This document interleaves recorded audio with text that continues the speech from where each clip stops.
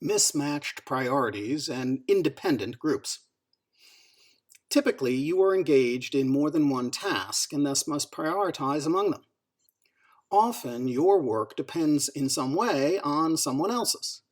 A challenge emerges when the priority level you have assigned to an activity is misaligned with the importance another party assigns to an interrelated task. Simplistically, if two or more parties place a high priority on a joint item, things will go more smoothly than if the rankings are dissimilar. In other words, if what is urgent for you is not urgent for someone else, watch out. The point is to accurately gauge relative prioritization levels at points of integration and plan accordingly. Let's go deeper. The issue of mismatched priorities applies widely, whether depending on a multi-vendor supply chain, creating a product that integrates subcomponents provided by different teams, delivering a service through combined efforts, etc.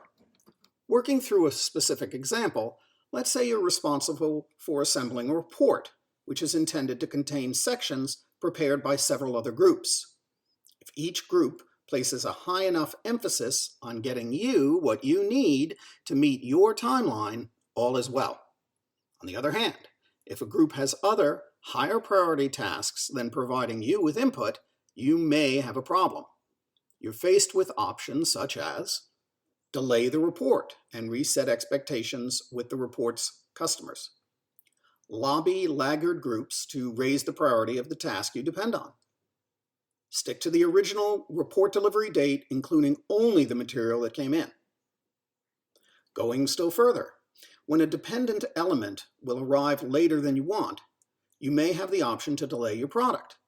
Ideally, during the project planning and scheduling process, commitments as to when things would be delivered were made with appropriate wiggle room for foreseeable problems and so on.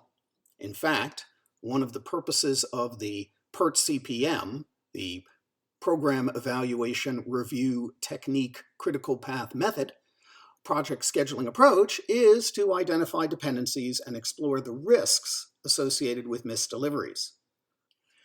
If you're going to be late delivering something, it is good to give everyone depending on that item ample warning, propose solutions, etc. Once you have identified a risk, it may be possible to elevate the priority a supplier places on your item. Perhaps there is something you can do to speed things along. Political influence, financial incentives, quid pro quo, and the like. This advocacy work may come up often in a matrix organization, a model where team members report to different managers for different aspects of an overall job.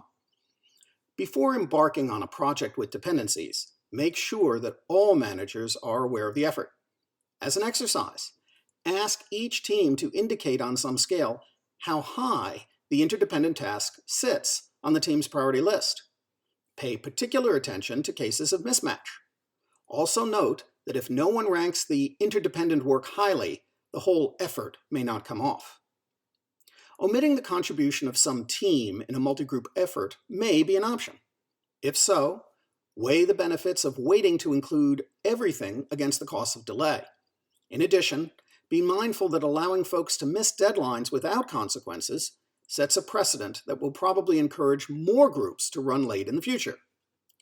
Be mindful that some of this is culture. For example, trains tend to depart on schedule, while planes tend to be held for tardy passengers for which the flight is a connection. Also, don't assume that the culture of your previous company or team applies to your current one. Ask. The point is to accurately assess how multiple parties prioritize tasks and game out what to do under different scenarios. When being charged by your manager with an aggregating task, discuss the rules of engagement regarding other groups and expectations in regard to delivery. Naturally, as a manager, discuss these topics when assigning a task.